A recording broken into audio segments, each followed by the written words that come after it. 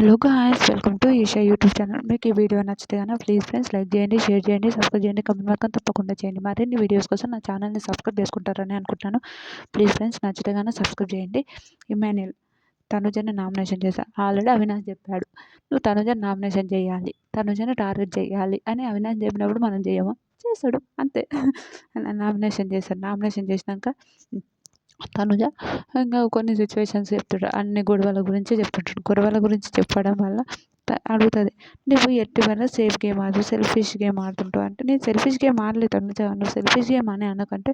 Selfish game ఆడుతున్నావు కాబట్టి selfish game అంటున్నా ఇమాన్యుయల్. మళ్ళీ సంజన గారిని చేయొచ్చు అంటే, నాకు పాయింట్ లేవు నేను చెయ్యను, నా పాయింట్ లేవు నేను చెయ్యను అని అంటాడు. సరే అనక ఇమాన్యుయల్, నాకు ఆవిడ మీద పాయింట్లు ఉంటే నేను 100% నామినేషన్ చేస్తాను, నేను 100%.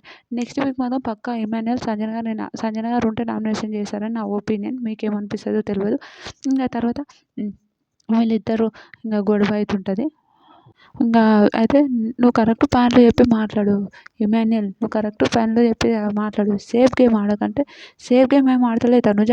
వీళ్ళిద్దరికి టాప్ 1, 2లో వీళ్ళిద్దరు అని వీళ్ళిద్దరికి అర్థమైంది కాబట్టి ఇంకా వీళ్ళిద్దరికి బాగా గొడవ జరుగుతుంది, బాగా పంచాయతీలు జరుగుతున్నాయి. బాగా ఎట్లా అంటే టూ మచ్ అయినా గొడవలు, టూ మచ్ అయినా పంచాయతీలు, టూ మచ్ అయినా బిహేవియర్స్, ఇద్దరికి బాగా ఆర్గ్యుమెంట్ జరుగుతుంది. మనకు తెలిసిందే. ఈ ఆర్గ్యుమెంట్లో ఎవరు కరెక్ట్ ఎవరు తప్పని ఎవరిని అనలేము, ఎందుకంటే ఇద్దరిది తప్పని నేను చెప్పను. ఇమాన్యుయలే సెల్ఫిష్ గేమ్ ఆడుతున్నారు అంటే ఓకే. ఇప్పుడు నువ్వు ఒకరిని తొక్కి మనం పైనకి రావాలన్నప్పుడు ఇమాన్యుయల్ కూడా చేసే తప్పేం లేదు, కరెక్టే.